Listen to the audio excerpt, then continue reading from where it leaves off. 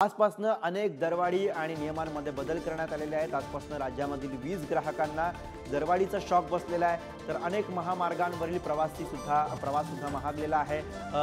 ईपीएफओच्या नियमांमध्ये सुद्धा बदल झालेले आहेत आणि आजपासून हे सगळे नियम लागू झालेले आहेत। तर आजपासून नेमकं काय काय बदललंय हे आपण बघूया। राज्यामध्ये आजपासून नवी वीज दरवाढ झालेली आहे। 18% वीज बिलामध्ये वाढ झाली आहे। पुणे नाशिक सातारा पुणे प्रवास महागलाय। आजपासून टोलवाढ सुद्धा झालेली आहे। वांद्रे वरळी सिलिंगच्या टोलमध्ये सुद्धा 18% वाढ झालेली आहे, जी आजपासून लागू होतीये। एलपीजी सिलेंडर स्वस्त झालाय, 32 रुपयांनी दर घसरलेले आहे। तर ईपीएफओचा नवा नियम आलेला आहे। पीएफ ऑटोमॅटिक ट्रान्सफर होणार आहे। सर्वांचा कर नवीन कर प्रणालीनुसार कॅल्क्युलेट होणार आहे। नॅशनल पेन्शन प्रणाली सुरक्षित करण्यासाठी 2 स्टेप ऑथेंटिकेशन केलं जाणार आहे।